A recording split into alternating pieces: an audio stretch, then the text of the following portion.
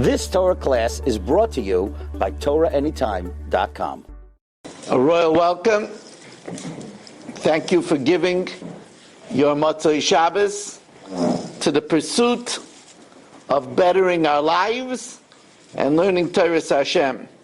We begin Rishus Tamar Asra, Rav Welcher, with appreciation to Chazak for making this year possible, and to all of you for coming. We're running properly? For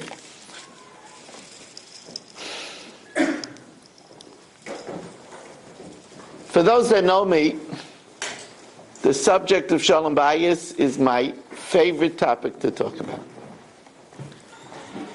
Because there's no single topic that allows me, with the help of Hashem, to touch the lives of so many people through its discussion. And in every facet of your life. Because the way we are at home, first of all, rewards us with the Shekhinah, if we live correctly. And when you have the Shekhinah, you have everything. When we live successfully, then our children will learn how to live successfully. There's no better way than teaching by example. When we have Shalom Bayis, everything is so much sweeter. So I want to start by posing a question. How do you achieve a special marriage? You know, those marriages where you see the couples looking at each other in their special way, where couples actually enjoy spending time with one another, where they're actually talking together, where you could hear them talking nicely to each other. You know, how do you get there? So let me tell you something. Don't let anybody tell you otherwise. Such a marriage is absolutely abnormal. It's not normal. It's not normal. You could quote me on this. To have a marriage where you're happy to be with one another, where you talk nicely to one another, you look forward to each other, it's not normal. Because, you know, it's the same old wife. It's the same old husband. There's nothing exciting about that. You know, we want everything new. Person has a car for a 2-year lease. He can't wait for it to be over. Got to get something new. You know, the wife and the husband, they're much longer than a 2-year lease. You know? It's not only that, but the reality is, the stark reality is that when do we see each other? In the morning, when we look a fright. We don't want anybody to see us in the morning. And my wife had a situation where the next door neighbor, the alarm was going off. So she knocked on the door. And it took 10 minutes for the neighbor to come down. It was early in the morning, but my wife asked me, I said, look, you know, knock on the door, you know. So the woman said, I'm sorry I kept you waiting, but I couldn't come down looking the way I was. I just couldn't come down to the door, you know.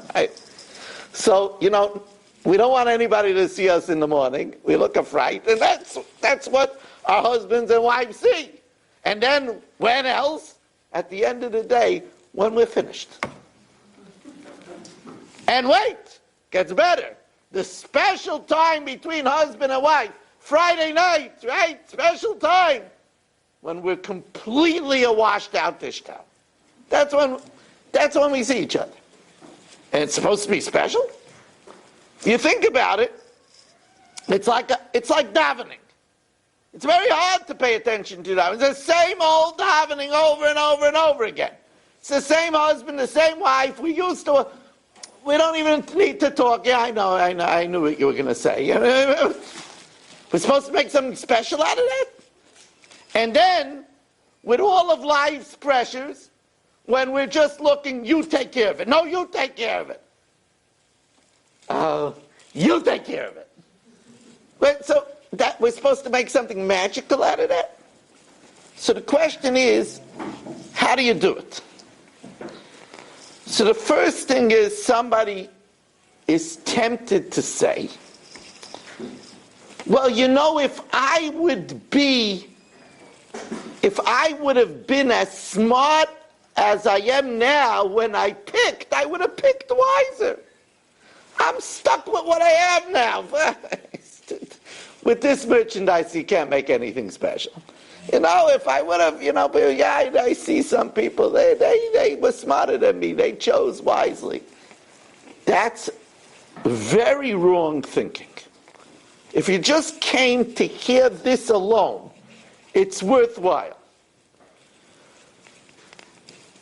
Hashem is mezavek zivugim. Hashem makes the matches. Ki me Hashem yotza adam. We have what was determined for us from heaven. It happens to be that in this past week's parsha is a very fascinating medrash. The medrash says sometimes the man goes to find his wife. That's what happened to Yaakov. He went to find Rachel and Leah. And sometimes the wife comes to the man. That's what happened with Rivka. Vayetze Yitzchak lasuach basada, and Rivka is coming. Right? Sometimes, me Hashem yotza adam. And then the Medrash says, mashal.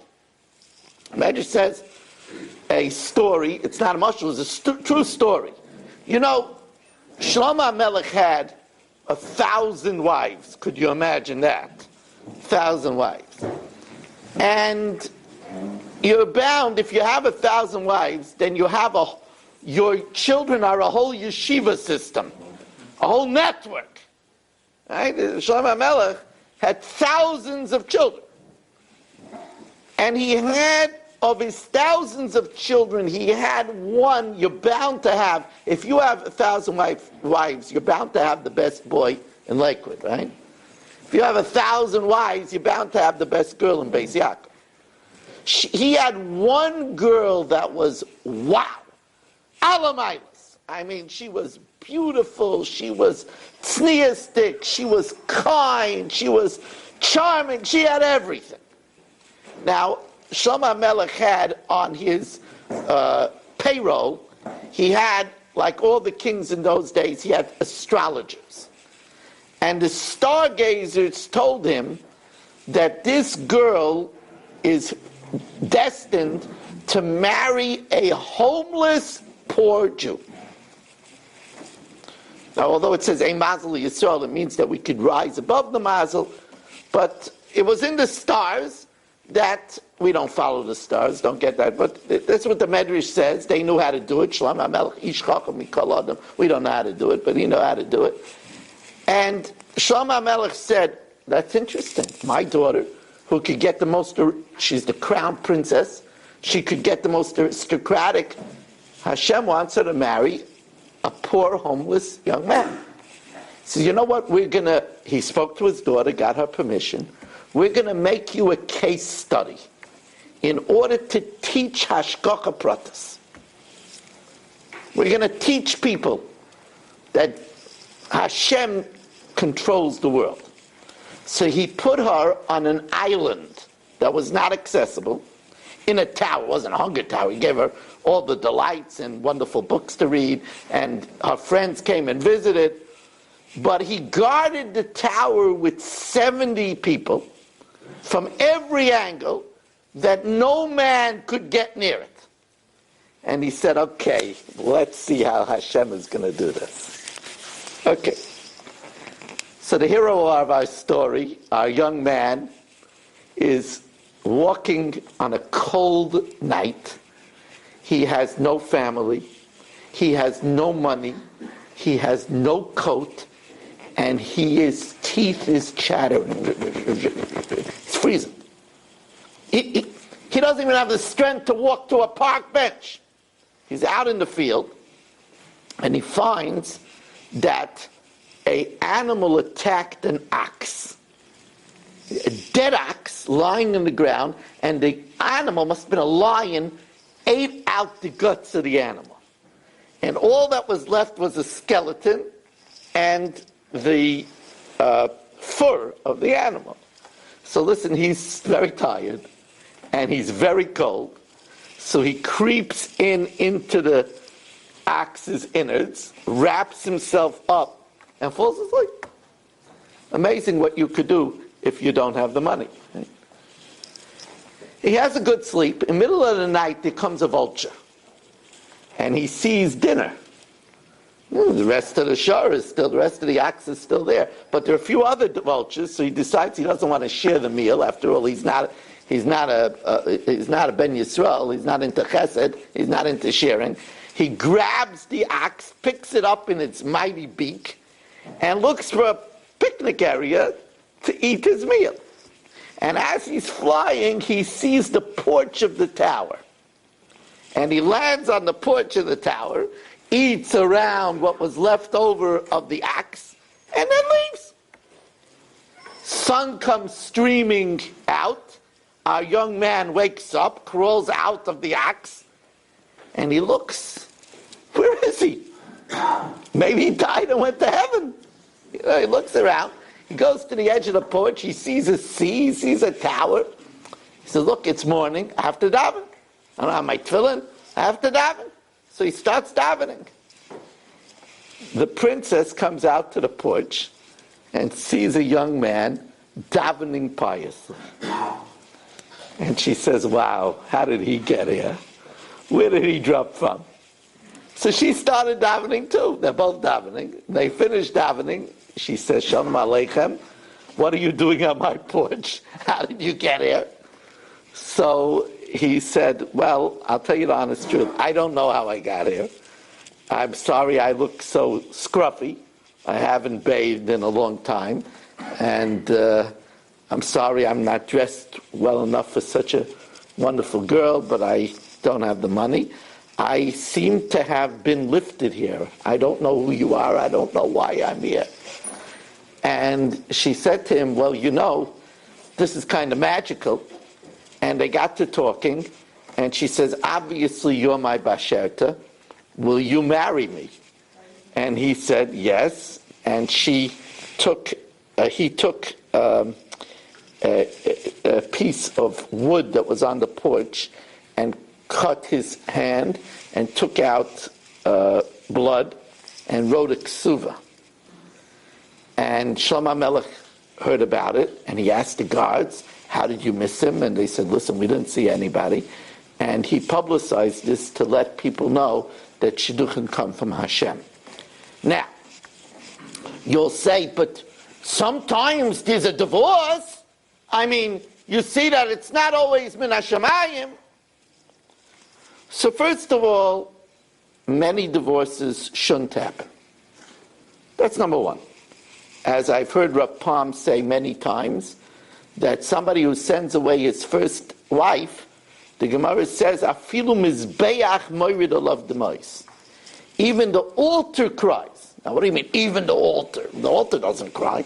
Even the altar cries. So Rav Palm said, even the altar that's hardened to the slaughter of thousands of animals a day. Thousands of animals have their necks slit every day. So the altar is pretty hardened to sacrifice. Even the altar cries over a divorce. So, but I want to tell you something further. If you want to know for sure that you're married to your basherta, then look to see if you have children.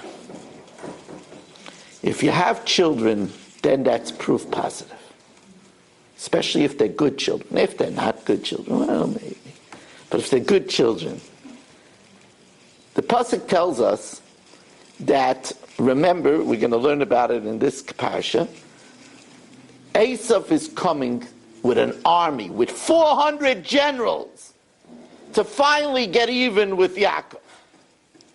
And we know that Yaakov davens and prepares and has an amazing gift which he sends in different spurts to Esav. And when Esav finally comes, he's calmed down. And don't forget, it helps that Yaakov has angels with him. And you don't play around with angels. They could give you, they could zap an army, right? They could cause a supernova and kind of stuff like that, so you don't play around with them. So Yaakov introduces his family and he lines them up: Leah, Bilhah, Zilpah, Rachel. We know Yosef stood in front of Rachel, but he lines up his whole family.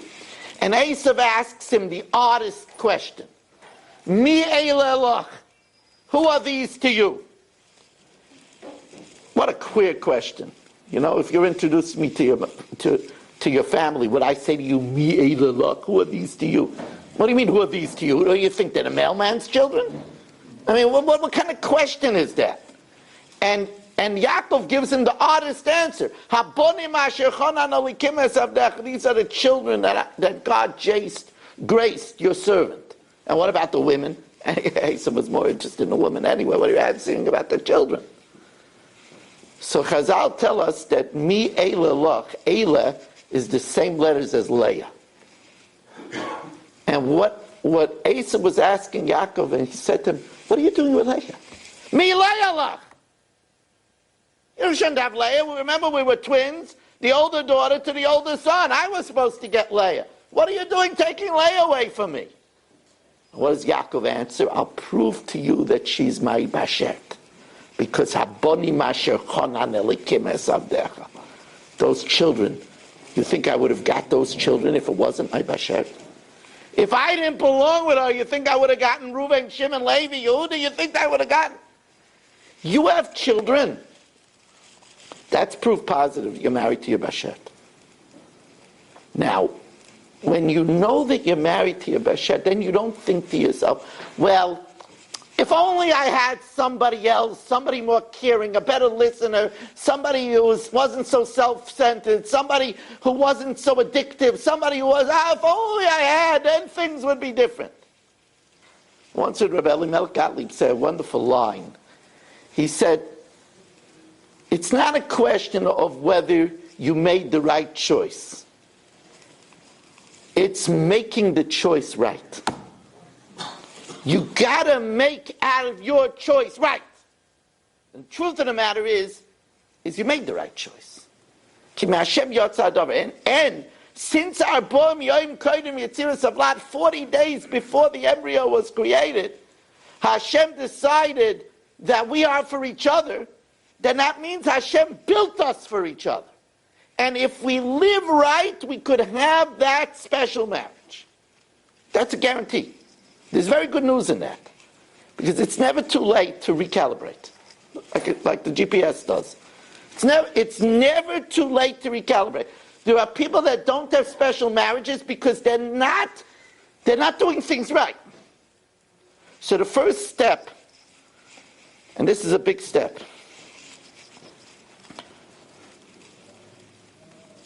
there's a pasuk. The pasuk says, "Vatar Hagar vateled bein." Hagar conceived and had a child. And Rashi says a very odd thing. Rashi says, "Mibia rishayna." She had the child from the first time. Now, why do we have to know that? I mean, we don't teach this to the children in Cheder. But why do we have to? I have to know that she conceived the very first night, the very first night, the night of the marriage.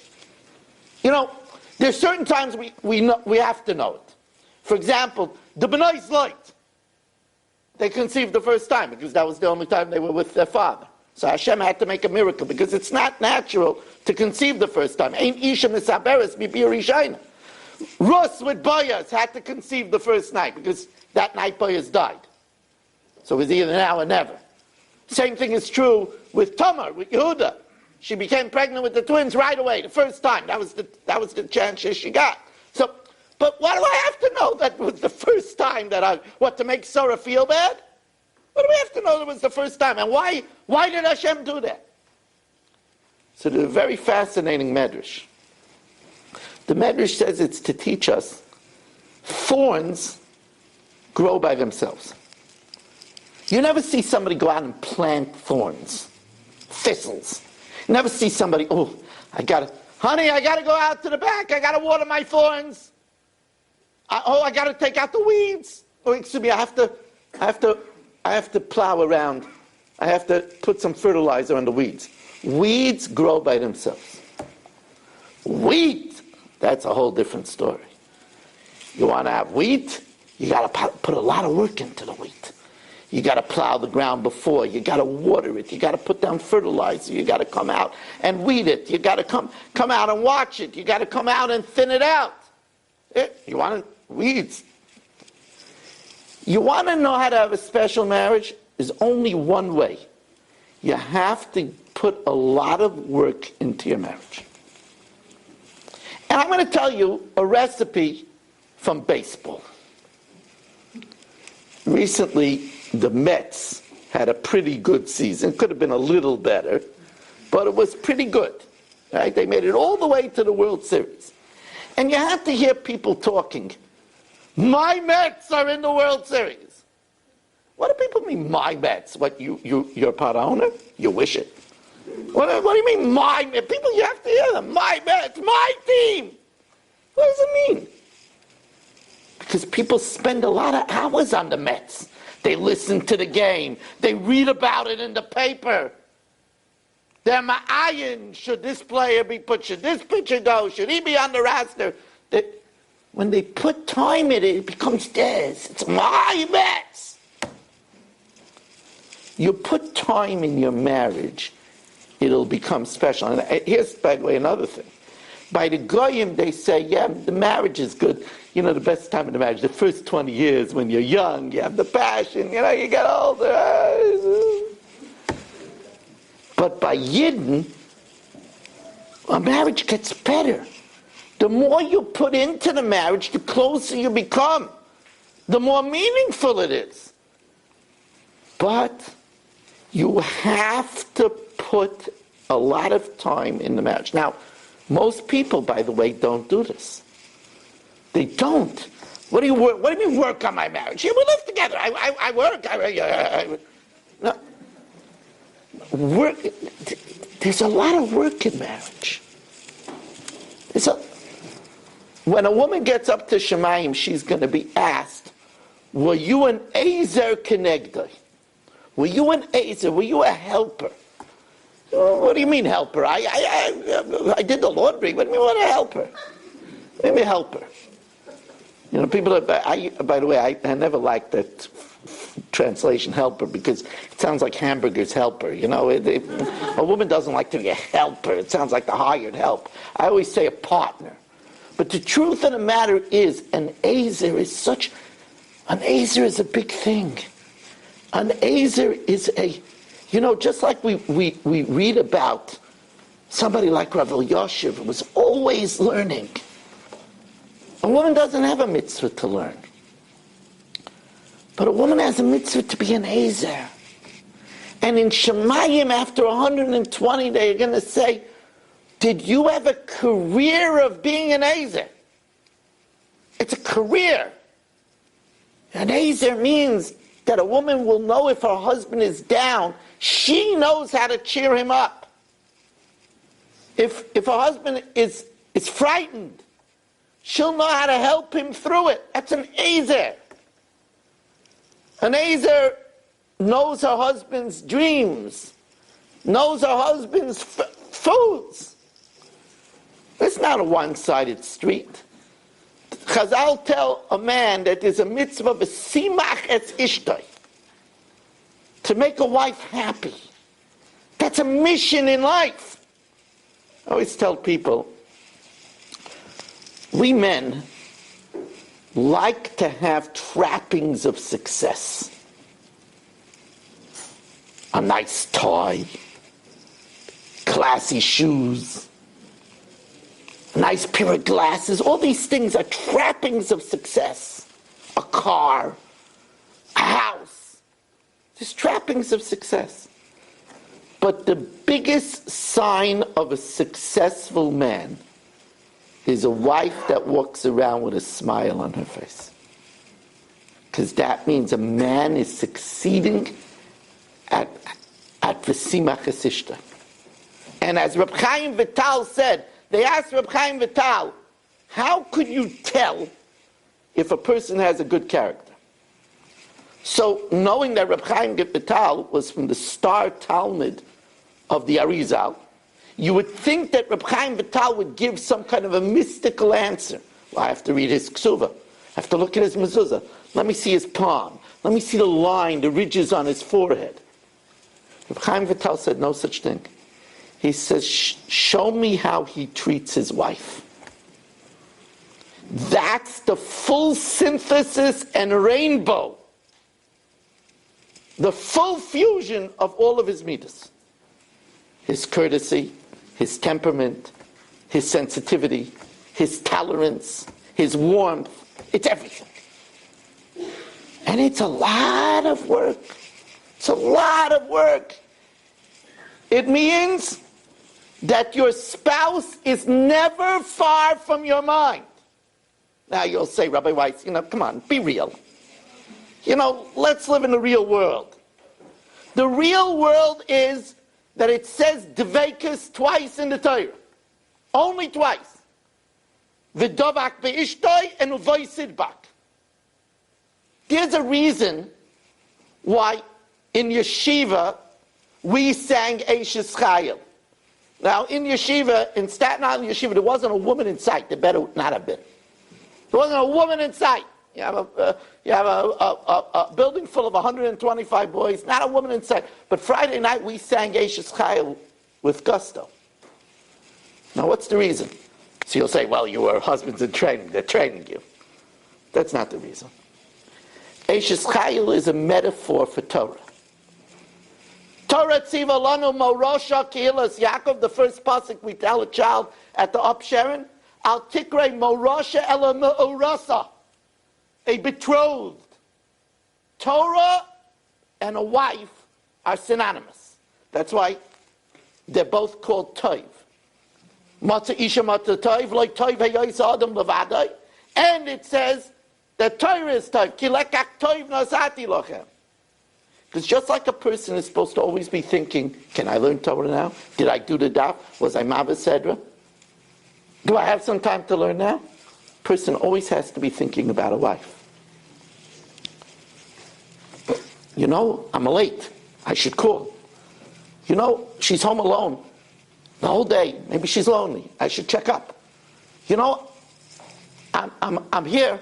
I have a few minutes. Could I go into a store and pick up a snack that she likes? Or maybe I could pick up something from the store that would cheer her up and would get her a card.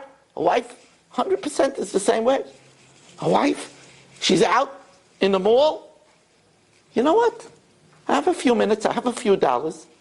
What can I get to cheer my husband up? He's a connector. That's the way we have to train ourselves to think. It needs a lot of work. A lot of work. I was getting my tefillin checked. So tefillin. It says tefillin there's a bear hativ in Hilchos Tefillin that says tefillin is the most choshev of mitzvahs aseh. Tefillin Hashem aleim yichyu. So the person was putting on new ritzuos. So he said, I need a few minutes. So I went outside, and right outside of the tefillin store, there was a store that sold cosmetic jewelry. Now my wife she's a very, very simple lady, but I happened to notice they had something that I thought she would like. And it wasn't so expensive, so I bought. So the woman said, I said, you don't gift wrap? She said, no, we don't gift wrap. I said, it's a big mistake. It's all in the gift wrap. She said, well, I give you a box. I said to her, excuse me, if you were getting a present, wouldn't you want a gift wrap? She thought about it a minute. So do yourself a favor. You're in the business. Get gift wraps. Get bows. So I took her somewhere else, and I got a gift wrap. with a bow. And before Shabbos, I gave it to my wife. I made a day, a smile. What is it? That's putting work into your marriage. You got to put work into your marriage. And it's so rewarding because that's what makes it a special marriage. Now, I'm gonna tell you something else. We all know Ish v'isha, Shalom beineim, Shechina shruya beineim. Husband and wife, if they have peace, then there's Shechina. What happens is the Yud of Ish and the Hey of Isha, some Gesund, come together and you have the Shem Ka. So if you have Ish, you have Ka. Happens to be that there's a Ben Ishchai in this week's Parsha that says that, but that's only half of Hashem's name, Yud Kei. That's why when you have a boy, you get the Vav. When you have a girl, you get the Hey. And that's Yud Kei Vav Kei. And that's why Yaakov said in this week's Parsha, Yaakov said, give me my wife, it's time, va'avoa eleha. Now, va'avoa has an extra Vav and an extra Hey. Give me my wife, which will be Ka, and then when I have intimacy with her, after a while, I'll get the Vav and the Hey when I have a son and I have a daughter, which he did when he had Reuven and Dinah, right? So then you have the Yud Kei Vav Kei. Okay. It's a big thing to have Shechina. But listen to what Rava says. Now, you know, there's some people that wear many hats. Some people that, it's amazing. You say, give it to a busy person and he gets it done. Some people just, they're a Rosh Hashiva, they're a Rav, they're a Maggid Shir. Rava was such a person. Rava wore many hats. Rava was the great Talmudist. How great? All over Shas, there's Machlokes and Rava and Abaya. And in the hundreds of times where Rava is mentioned in Shas, we always paskin like him except for 6 times. Yal Kagam. 6 times we paskin. So Rava was the most successful Talmudist. We have a rule in Psak, Halacha Karava de Basroi. We paskin like Rava because he's from the last. And he saw everything, right? He was able to see everything. And you know, when you see everything, you build a pyramid. You're right away on the top. But Rava was also a Rav. And you know, the hardest Rav to be is a Rav of a rich shul. Because if you're a Rav of a rich shul, a lot rich people think they know all the answers. They're used to getting people to listen to them. Right? To be a Rav of a rich shul is a big challenge. Rava was Rav in Mechuzah. Mechuzah was a port city. The Gemara says in Maseches Kedushin, Shani b'nei Mechuzah denaide. Mechuzah was a very wealthy city. So Rava gets up, this is before TorahAnytime.com. Rava gets up at the pulpit and he says, Rabbi Isai, listen to me carefully. Hoikiru neshaychu ki heichi de tisasru. Honor your wives in order that you should become rich. Now, I'm a Rav. I don't have a ritual. I'm a Rav. And whenever I hear one of our great people giving a drasha, I always wonder what I would say. I have to tell you, I would never say this. I would never say this. You know why? Because my Balabatim would say, he's telling us to honor our wives to become rich. Is that the only reason we should honor our wives? I mean, honor your wives to get Shechina. Honor your wives to be a good example for your children. Honor your wives because that's what it says in the Ksuva. Ano eflach v'oike. What am I telling you to honor to get rich? Rav is a lot smarter than Weiss. Rav knows, tell the people what they're going to listen to. People are interested in the cash. You tell them they're going to become rich? Now I'm all ears. You mean if I'm nice, I can get rich? Now I'm interested. Tell me what's this all about? You know, what's the story? He's a pragmatic person, Rava. See, we learned this out from a pasuk. Ein bracha mitzuya b'seich beisay shalodam ela b'shvil ishtay. Blessing is found in a person's house because of his wife. Shenemar ba'Avram heitiv ba'avura. Avram, who was so rich that it said better the menorah of Avram than all the wealth of Avimelech. You want to know why he was rich? So you would have asked me, I would say, what do you mean why he was rich? He was a man of chesed, mida keneged mida. He showered such kindness. That's why he got money. You want to know why he was rich? He passed the 10 nisyonos. He did Yitzchak, the Lech Lecha, right? He went to rescue his nephew, risking his life. He never had kindness under a Rebbeinu Shalom. What do you mean, why was he rich? No, no, and no. Avram hated Bavura. He was rich because of his wife. That's even Avram. Somebody says, I don't understand. Other people are getting wealthy, and I'm seem to be stuck in a rut. It's a big incentive to be nice to your wife. So now, a man says, well, Rabbi Weiss, that's tilted. Why don't you say that there's blessing on the house when a wife treats her husband nicely? I like the sound of that better. Look at the makeup of Ish and Isha. The Ish has a Yud, and the Isha has a Hey. Together, the Yud and the Hey make the Shem Kab, but the Hey is this world. Ela told the Shemayim Varetz, Behi Baram, Behei Baram. Bracha in this world comes from treating a wife properly. Bracha comes from her.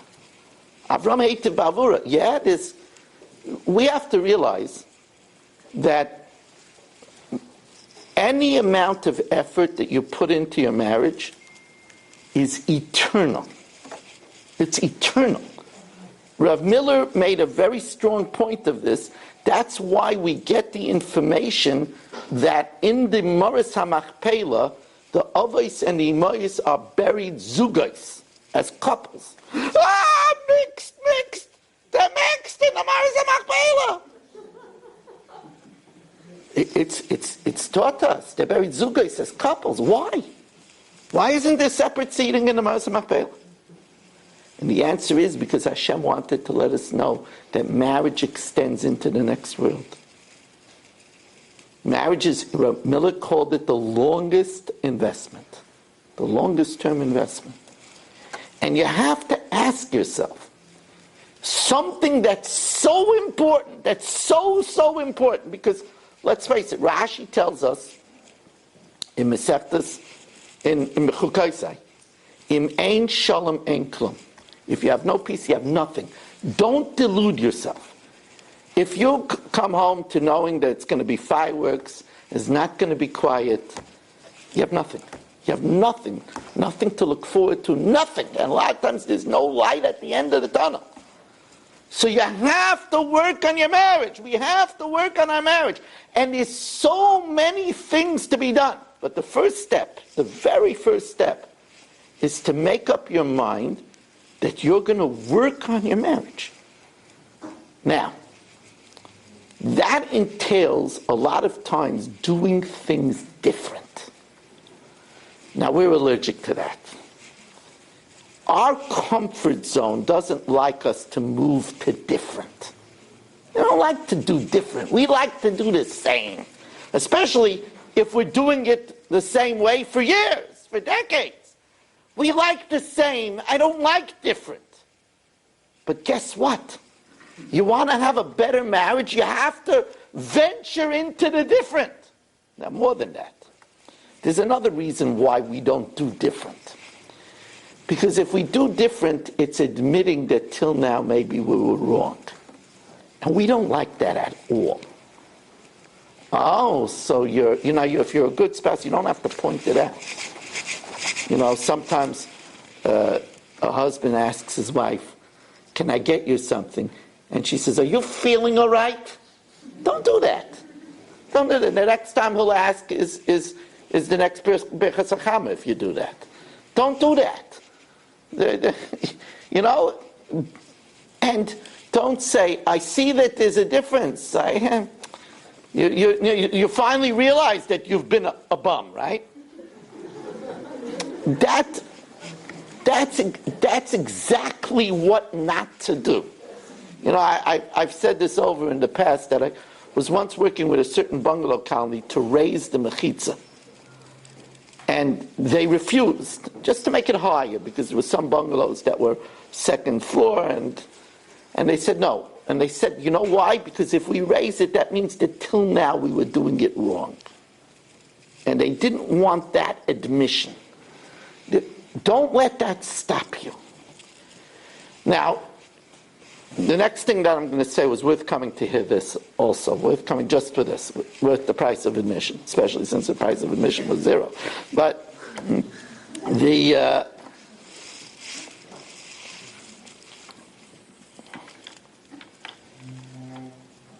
you have to allow a mechanism in your marriage for your spouse to be able to tell you that something isn't working. Now, you wouldn't believe in how many marriages this is not possible. Because the other spouse gets defensive or gets irate. You're always picking on me. You're always criticizing me. You're always finding fault. Now, the truth of the matter is that could be very true. Because there's some people that always nitpick. And there's some people that always find fault. So that's for sure not good. Remember, it's not pleasant to live with somebody who's always finding fault. That's not pleasant. So you have to do this sparingly. But there has to be a mechanism where you have a time where you could tell your spouse, this isn't good. Well, I'll give you an example. Your husband has a desk. And when you clean up the room, you figure you'll straighten out his desk. Now, when you straighten out his desk, every paper had a place, every paper had an order. It was a mess, but every paper had an order. It was in order of what has to be done first and what is priority and what is supposed to be thrown out. Now you put it all, scoop it together in a nice tidy pile and everything gets messed up. So he tells you, don't do it. I straightened up and you told me not to do it? I said, look, do me a favor. I had an order. You call that mess an order? And you keep on doing it. That's no good. It's going to cause friction, and it's not going to attain your goal of being an azer. You're not being an azer, you're being a destroyer. But if you don't have a mechanism where you hear that there could be an improvement, it's never going to get better. It's always going to be a source of friction. It's always going to be a source. Now, there are hundreds of examples like this. A husband gets up in the morning, and he has to get up. He has a daf yomi at 10 minutes to 6. He has to get up at 5:30. She has a day off. She could sleep until 8. You get up. The first thing you do is turn on the light. And it's shining straight into her eyes, this small light, right? Then you start running the shower to get it the right, so with the door open, and not only that, you start singing in the shower. Now, so she says to you, I was trying to sleep. Did you have to sing? What, you tell me you don't like my voice? You put on the light. You want me to hurt myself in the dark? You have to be able to listen. You have to be... Now, if you think about it, in Mishlei, Shlomo HaMelech, the wisest of all people, says, Hoicheach l'chacham v'yehaveka. Chastise the wise and he will love you. Now, who loves to get chastised? I know I hate it. I hate it. Somebody tells me, when you talk, you're screeching. I don't like that. I don't like to hear that.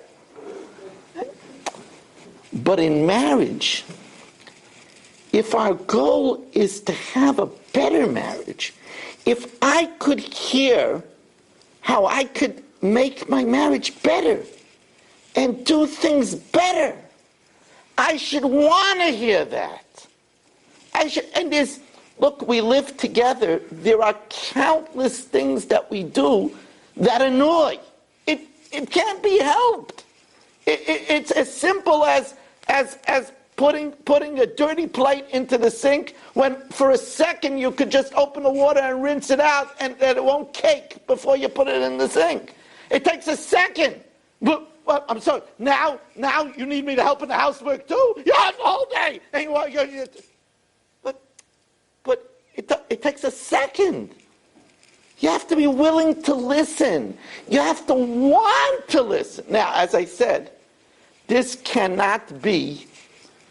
I once heard from Rav Keller that criticism in marriage, Rav Keller, Rosh Yeshiva tells, he said this by a good convention many years ago, he says there has to be a quota to criticism. You can't, we don't like to live with somebody that's always criticizing us. It's just no fun. We have to feel that our spouse is proud of us. So you got to criticize sparingly. Rav Pollack, the Gozevadana Rav, told me that in his home, they had a practice. It was so interesting. It's Chassidish Rav. In his home, they had a practice that they had a Rosh Chodesh Suda with the children. And at the Rosh Chodesh Suda, everybody got to say what's bothering them. The children, the spouse, everybody got a chance to say. And, of course, if it's private between husband and wife, they shouldn't do it in front of the children. This was mostly because of the children. But the children got a chance to air with their family things that are bothering them. And that's the way to make a family better. And the same thing, it has to be sparing. But a husband and wife have to have a mechanism where they could tell each other, let's try to do this different. You know, honey, when you text while you're driving with me, my heart is beating. I'm afraid that I have to tell you to go to the emergency room. What do you mean? Everybody does it. A wife has to be able to tell her husband, I'm scared to drive with you. She has to be able to tell her husband that without repercussions. A husband has to be able to tell his wife, you know, the credit card is not a free-for-all. Not a free-for-all. We have to set limits on it. And you have to be able to discuss it. Otherwise, it's going to wait for an explosion. You have to have a mechanism. Just like, this is also huge, just like there has to be a mechanism in a marriage to get past something unpleasant. Let's say the husband does something really dumb, and he tells his friend something private about his wife. It's a real no-no. Real no-no. Says to his friend, yeah, my wife has pimples, and she's always by the mirror, always going like this, you know. And she hears about it from his friend's wife, who says, oh, you hear Chaya, she's so vain? And she comes home, and she rightfully lets him have it. You're talking about my private things to your male friend? What do you think this is? What are you? You're a Cossack? You're a peasant? Nah, peasants wouldn't even do that. You're worse than a peasant. You're like an animal. You know? So now you got to get beyond it. If he's smart, he's learned the recipe for an I'm sorry. And I won't talk about this in length, although it deserves a whole share. But you have to know how to say you're sorry. You know, if you say, it's just like you to be so sensitive, but I'm sorry. That's not an I'm sorry. That's another stab in the back. I'm sensitive? You're a burr. You know? Or, I'm sorry. Okay, it's enough. I'm sorry. That doesn't work. You know, that's like pouring oil onto the fire, you know. All you were interested always in, I'm sorry. That's all you want to hear. I'm sorry. You want me to make a song for you? It doesn't work. So what does work? So the first stage is empathy, which means you have to turn the tables. What if your wife would do that to you. What if your wife would do that to you? And she would say, yeah, I tried to get my husband to go to this year, but he had to watch the Mets. He had to. And, I told him, learning the Mets, he said, listen, the Mets come once in a while. The Mets come first in my books. And she tells that to her friend, and her friend tells it to her husband. Chaim, he cares more about the Mets than Satan. So if my wife did that, I'd be very upset. So when you say that to yourself, I just did that to her. So you say to her, if I would have done that to you, if you would have done that to me, I would be very upset. So I know how you're feeling. You're already on the way to a real I'm sorry. Because you are now showing to your wife that you realize that you made a big mistake. You're getting there, but you're not there yet. There's another step to a real I'm sorry. And this is big. The next step is you show your spouse that you're going to take a concrete step that it's not going to happen again. So let's say it was something personal. You say, before I say anything like that, I'll run it by you first. I won't say anything like that before checking with you if it's okay. Now I'm taking a step to make sure. That's a real I'm sorry. A real I'm sorry is, let's go back to the desk. You know what, I won't clean your desk unless I check it with you first. Or maybe you could show me what I can move around. And I'm sorry I messed things up for you. I wouldn't like you to come in my kitchen and mess up my spices or my recipes. You're right. I wouldn't like that. That's an I'm sorry. That's the way to say I'm sorry. And that's the way people that are special with each other say I'm sorry.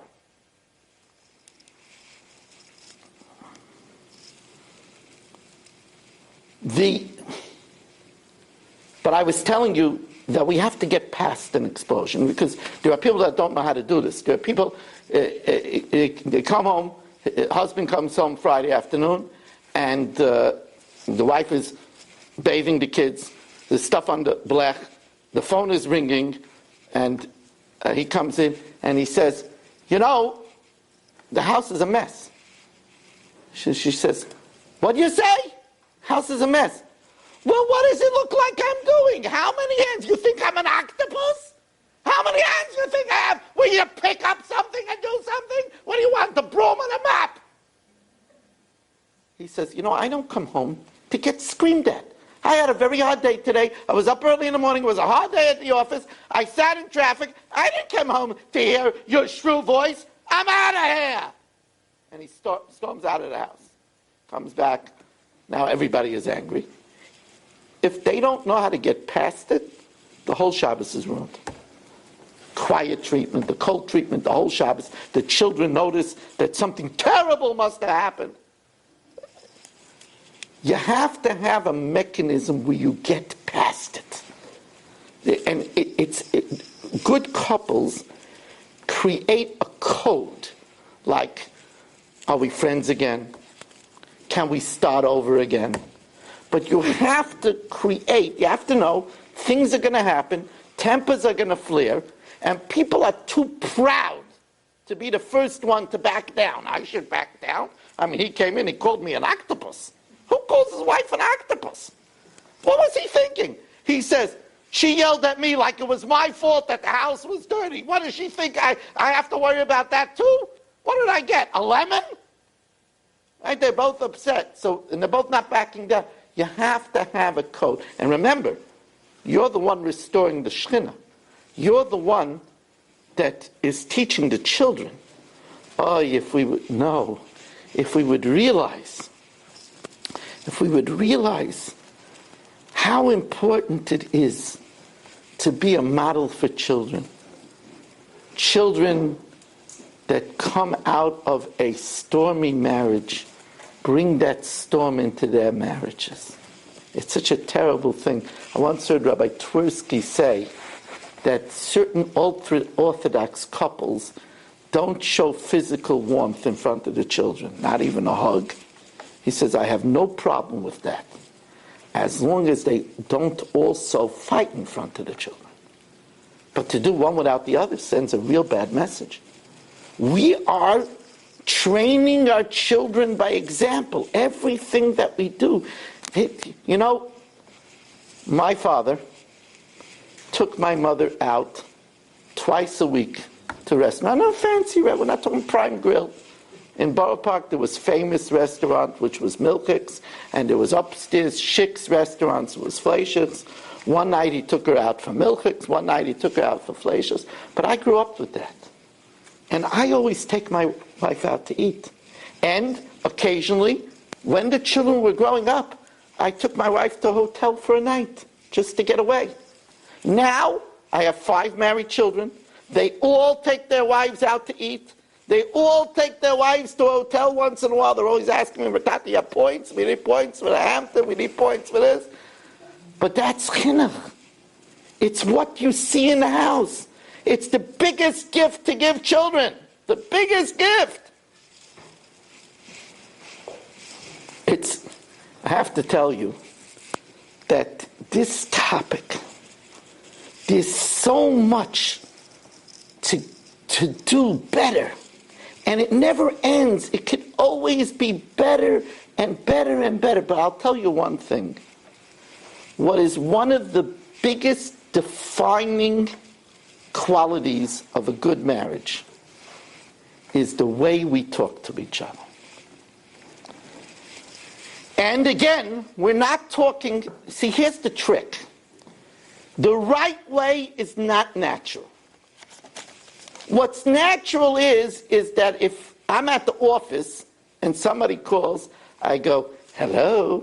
And if it's my wife, oh, I told you not to call me now. You know I have 100 things to do. So what happened?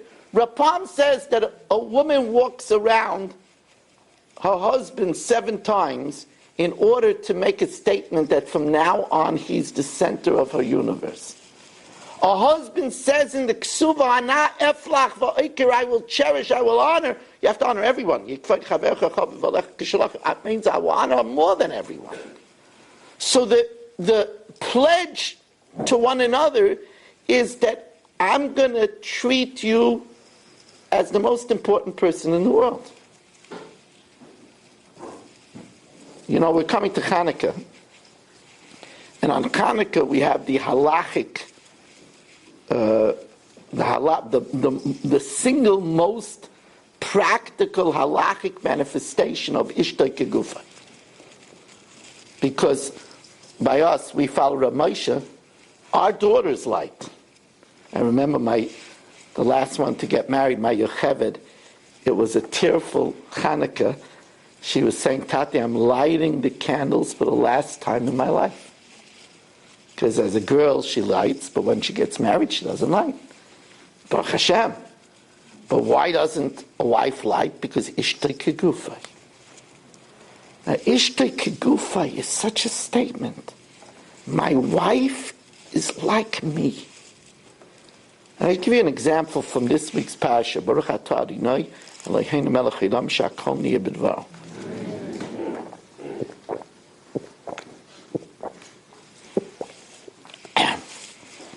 Give you an example from this week's parasha.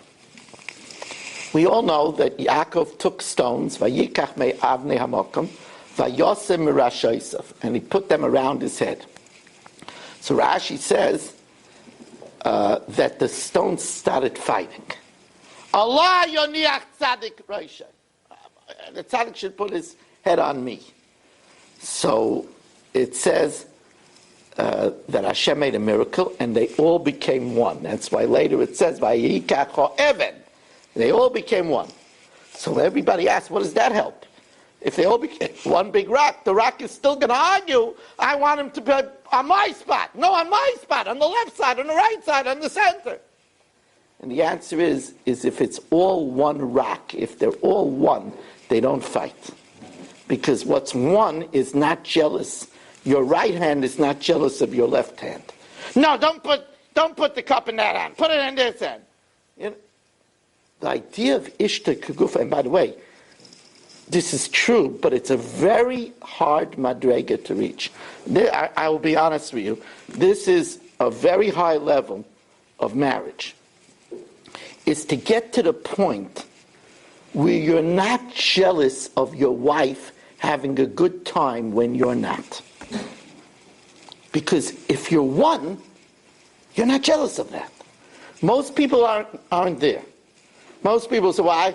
She's having a great time on Sunday, and I'm stuck working." No, he's out, and he's out with his friends golfing, and I'm stuck with the kids. This is a very high madrega, but that's the idea of Ishtay Kegufay. The idea it's the idea of what we heard about Rabbi Aryeh Levine, the tzaddik in our time, saying when they went to the doctor because his wife had a knee problem, they're saying, "Our foot hurts." Not her foot hurts, our foot hurts. That's the mission. I'll show you an interesting place where you see this. Most people don't realize this, but it's a very interesting place where you see this. It says by Avram Avinu, Vayet Oholoi, he pitched his tent. It's read Oholoi, his tent, but it's spelled Aleph Hey Lamed Hey, which reads her tent. And Rashi says that he pitched Sarah's tent first because Chayev Odom L'chabed es Ishta Yosem Megufa. You have to honor your wife more than yourself. So there's an obvious question. You don't get this in Cheder, this question. But if he pitched his wife's tent first, so let the Torah say Vayet Oholoi. It says Vayet Oholoi, but it spells it Oholoi. But if he did his wife's tent first, because he's supposed to do your wife first, ladies first, so then why didn't it say Vayet Oholoi? The answer is, and this is the profundity of this, you can't explain this to children. When he pitched her tent, he felt like he was doing it for himself. That's why it says Vayet Oholoi, but it's spelled Oholoi. Because when he did it for her, he felt like he was doing something for himself. It's not tit for tat. You scratch my back, I'll scratch yours. Because what I feel like I'm doing for myself when I'm doing for you. I wish I could say that I've reached this level. I don't feel I have. And I'm very careful to say a disclaimer because I like to practice what I preach. But this is a very high level, but at least this is something that we could sometimes aspire for, at least to know what is right. And I have to say something else. When I give these shiurim, I don't know if you could tell, but I give it with all my heart. This is something that you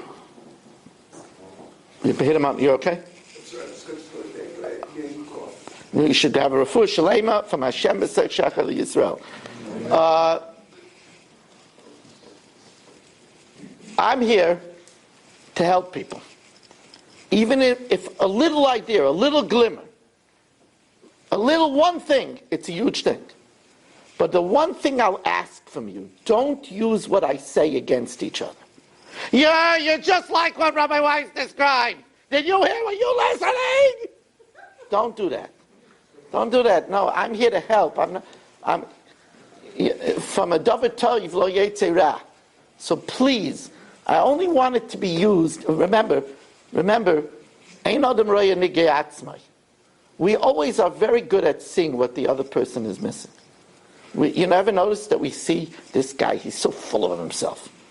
And that guy, such a lazy guy, so self-centered. We notice it. Hashem gave us Teflon coating that we shouldn't notice what's wrong with us because otherwise there'd be a long line to jump off the Verrazano Bridge.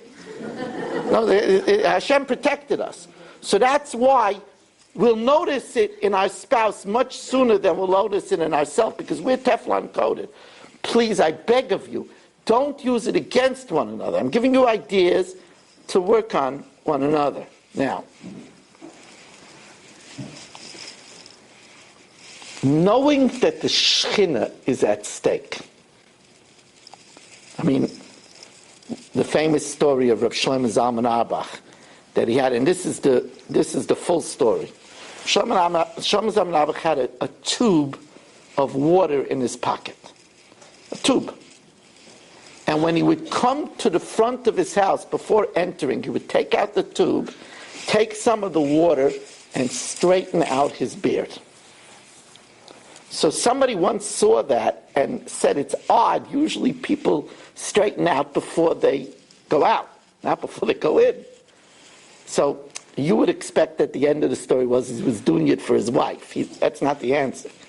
He said, I live with my wife with Shalom Bayis, so there's concentrated Shechina in my home. And I'm doing it in honor of the Shechina that's in my home. Now, since Shechina is at stake, that's why there's an incredible Yetzer Hara not to do something when your spouse asks you. You know, your spouse says, you know, could you do me a favor? Could you just take out that gob of garbage to the front? Right away in your mind is a million reasons not to do it. I'm wearing my suit, something might leak. It's very heavy, my back is hurting me. If somebody, a friend would say, could you do me a favor before you come down? Could you bring down the golf club? Sure. What happened? What happened? Your wife asked, because when your wife asks you to do something, there is a very powerful Yetzer Hara putting up his hands. The Shechina is at stake. And when the Shechina is at stake, the Yetzer Hara, you'll see, by the way, I've looked at myself. When my wife asks me to do something, you know, could you do me a favor? There's a bag in the car in the back. And I go in the back, and the bag is large, in between two suitcases, stuck in the back between them and the car. I say, oh, is this going to be hard? Is it really that hard? But the Yetzer Hara is telling me, oh, you got to climb over, you got to wedge it out. If somebody else would have asked me, I would have reached over, yanked it out and finished. Right? A wife says it, it's all of a sudden very hard.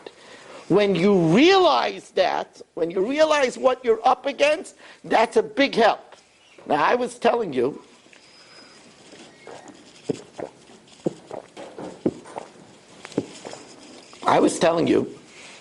that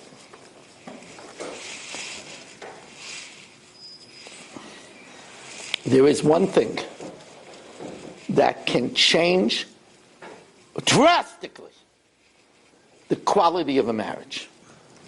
And that is how we talk to each other. Now you'll say, you know, living in America, we got used to talk is cheap. And by the goyim, talk is cheap.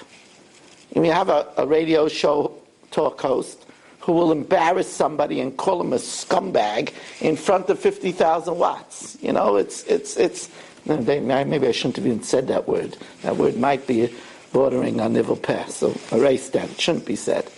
But he will say that in public and embarrass somebody in front of who knows how many thousands of listeners. So talk is cheap amongst the guy, but not with us. You know, if you think about it, in Birchas Sheva Brachos, we say kol sasan v'kol simcha, kol chasan v'kol kala. The voice of a chasan, the voice of a kala. You ever see how a chasan and kala talks to each other? It's such a beautiful thing to see. When we talk about working on our marriages, one of the things to work on is to say, I'm supposed to try to be tender to my spouse. It's a nice thing, you know, and it's reciprocal. If you're tender, your spouse will be tender. It can't help it. We're reciprocal human beings. You know, I always tell over the story, but I think I said it in Queens already twice. It's Matzi Shabbos. The Olam Mustama heard from me the mikveh story, right? No?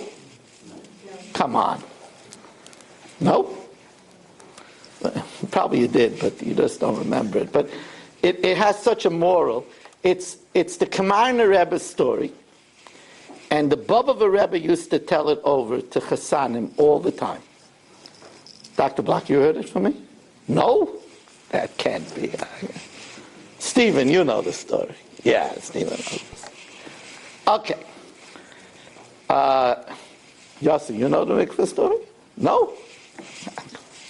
I can't believe it. Okay, anyway, so if you don't know this story, fasten your seatbelts. But this story contains one of the greatest lessons of marriage. If I would have to say, it is probably a game changer. What happened is the Kamarna Rebbe, who's a world-class Rebbe, visited a town. Comes to the town, and as a Rebbe, he wants to go to the mikveh. Oh, we don't have a mikveh. He says, a Yiddish town that doesn't have a mikveh, Rebbe, we can't afford it.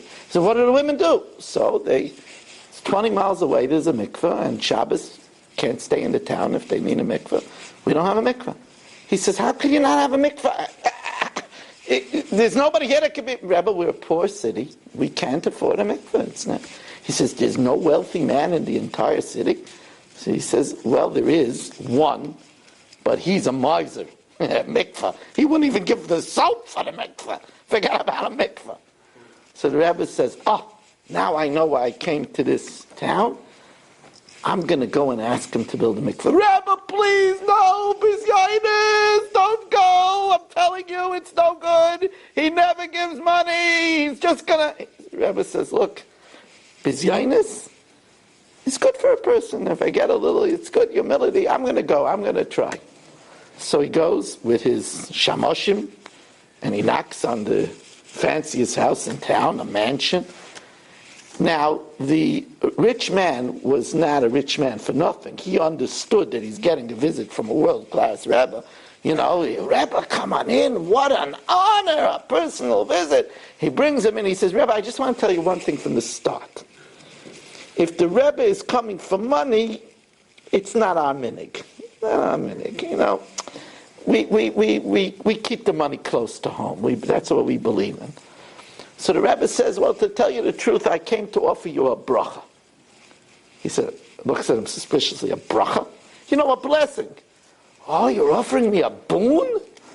Okay, yeah, a boon. Yeah. He says, well, then come in. He takes him into the office, the Queen Elizabeth desk, a huge, you know, the crimson curtains, you know, the whole 9-paneled office, you know, the Rebbe sit down. Here I like to add that he said, come, he tells his wife, break out the Pesach Tikadishes. That's what I learned from my father, Oliver Shalom. One time Ramosha came to Borough Park for a kinnis, and there was a chance that Ramosha would come up to our house afterwards for a coffee. So my father said that if Ramosha comes in, that my mother should take the chametz dishes and make them Pesach dishes and make them chametz. That was a mark of showing chashivas for a gadol adar. So my mother climbed up and took down the Pesach dishes. At the end, Rav Moshe didn't come. It was late; he couldn't come. But I learned that you have a gadol in your house, so you break out the Pesach dishes. Anyway. So so the Rebbe said, so tell me, what do you need? So he says, Rebbe, you're offering me a boon? He said, yeah. He said, well, if you're going to offer me something, then bless me. He said that my wife, Leilenu, should die. So the Rebbe says, excuse me? He said, give me a blessing that my wife should die. So the Rebbe looks at him and says, see, I told you if you heard this story, you'd remember it. So he says, you must know that I'm not in the practice of giving such blessings. So he said, Rabbi, you're telling me you can't do it? He says, listen, I can't give you such a blessing. I can give you advice. He says, I'm all ears. He says, the Gemara says, that for the sin of a man making a promise and not fulfilling it, a wife could die. So I would suggest that you make a big promise and break it. Maybe your wife will die. He said, Rebbe, that's great advice. You have any ideas? He said, sure. Go to the shul this Shabbos and ask the Gabbai, you want to make an announcement, and make a promise that you're going to build a new mikveh. And then they'll build it. He says, Rebbe, that's genius. I know why you're such a famous man. Comes to shul, and he goes to the Gabbai. He wants to make an announcement. The Gabbai is nervous. This guy wants to make an announcement. He goes over to the Rav, and the Rebbe says, yeah. And he says, okay. Goes to the Bima, Rabbi Isai. We have a famous Rebbe here. In his honor, I want to make an announcement. I hereby promise with all my heart, no beli neder, that I'm building a state-of-the-art mikveh for this community. Pandemonium breaks out. The Rebbe's a Baal Moifus. How did he do it? That night, Motzei Shabbos, the elders of the city all run to the house, to the mansion, with plans. They want to start. He comes out. What are you guys doing trespassing on my property? Oh, we're sorry, we should have made an appointment, but we're so excited. The mikveh. He said, what mikveh? The mikveh you promised. Oh, I lied. You hear me? Get out of my property. I lied. And they walk away cursing him and yelling him. A week goes by. 2 weeks go by. Nothing happens. The Rebbe stayed in town. The man makes an appointment with the Rebbe. So, Rebbe, I have to tell you, I'm very disappointed in you. You know, I was never really liked in this town, but now I'm hated. But it was worth it, because I figured my wife would die. But you know something? Not even a sniffle. She doesn't even need Benadryl. You know, I bought already a suit for the funeral. I prepared a eulogy. And she's never been healthy like this. So he says, the Rebbe says to him, tell me, how are things between the two of you? He said, Rebbe, you ask me that now? What do you think? It's terrible. She screams at me, I scream at her. She throws things at me, I throw. What do you think I want her dead for? So he says, tell me, when you scream at her, do people hear it? He says, yeah, I scream loud. I have a loud voice, of course they. He said, well, that's why she's probably not dead, because you're embarrassing her, and embarrassing her is like killing her. So she's dead already. So wait, Rebbe, are you telling me this is not going to work? He said, no, don't get excited. Here's my advice. For the next 2 weeks, you have to be very nice to her. And over here, the Baba Rebbe added, and give her gifts. And maybe then she'll die. He says, Rebbe, there's no other way. He says, not that I know of. Okay. Fast forward 2 weeks, middle of the night, a man is knocking on the Rebbe's door. Open up, open up! The Rebbe comes. He says, what's the matter? Rebbe, you won't understand. I said, what do you mean? He says, you know, Rebbe, you told me to be nice to her? Yeah. It's a funny thing.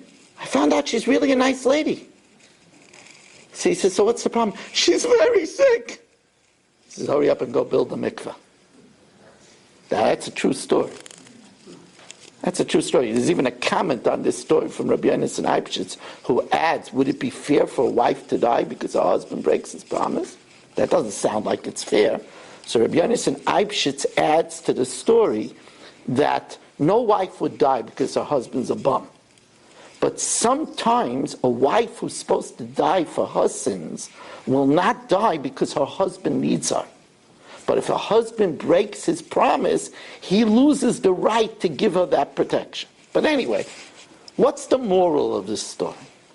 What's the Commander Rebbe, what's the Baba Rebbe bringing out from this story? The moral of this story is that the best way to get something is to give it.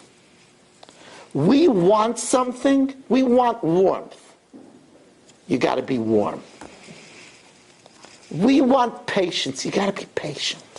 I had a Maisa, true story. Balabas comes to me. There's no anger like an anger of a spouse feeling that someone else is getting more than him. So a husband came to me, he's very angry at his wife. You know, he always hears his wife laughing at the phone, and she never laughs with him. He says, it's wrong. She's laughing on the phone. With me, she's always sour, she's never laughing. So I looked him in the eye, and I said, look, I know you don't laugh, but do you even know how to giggle?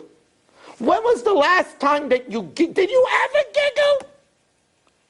Why would your wife laugh with you if you never laugh? Her friends are laughing on the phone, so she laughs with them. That's the way life is. The best way to get something is to give it. I'll never forget.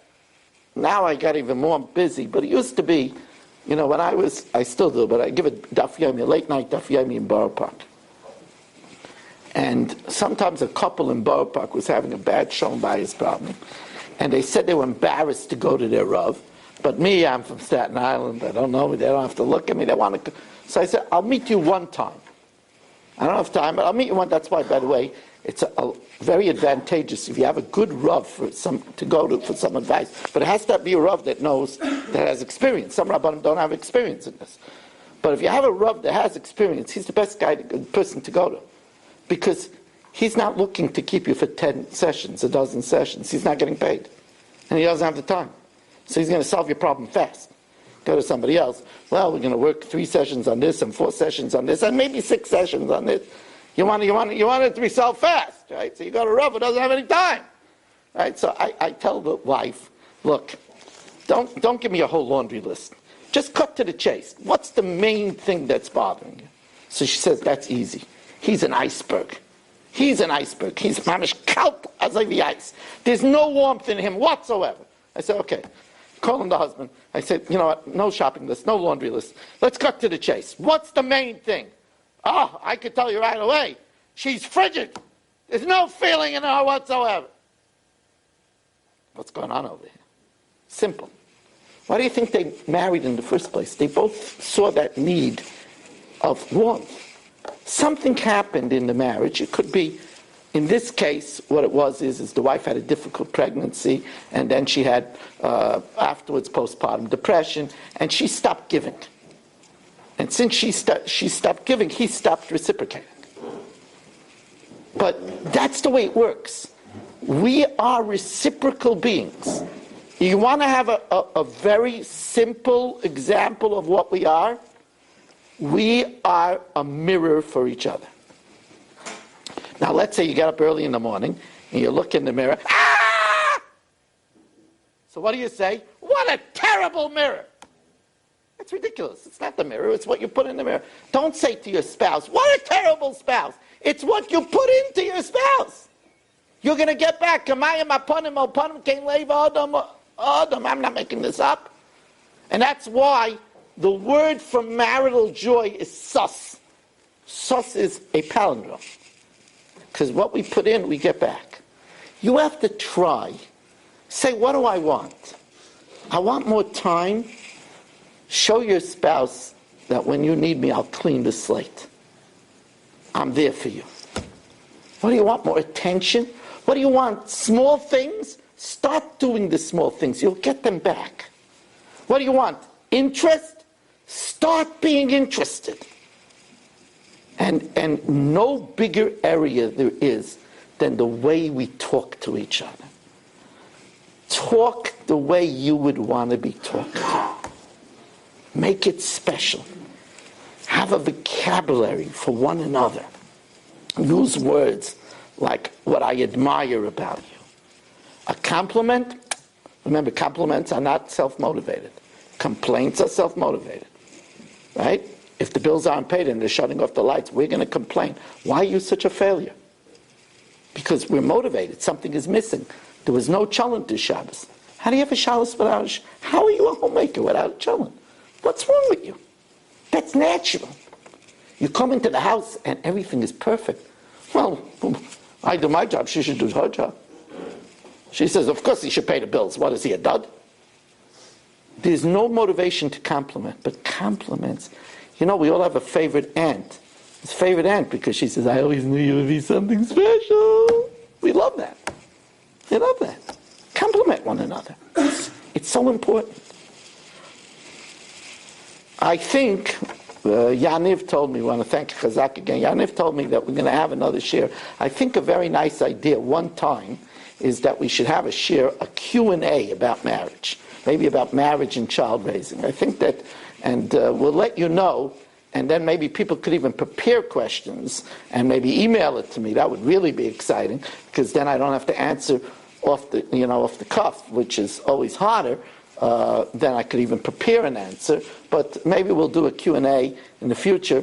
For now, I want to thank all of you for coming and making this shir possible. Anybody who wants to sponsor future shirim, please let Yaniv know.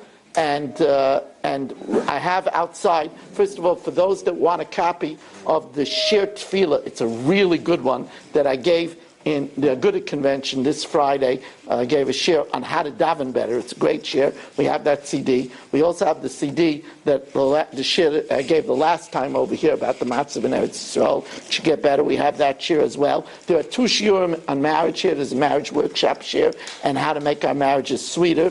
Those are there too. Marriage workshop, I talk about a lot of the points that I spoke about in this shir. My Svarim are there, Power Benching is there if anybody wants a safer sign. Thank you for coming. You've just experienced another Torah class brought to you by TorahAnytime.com.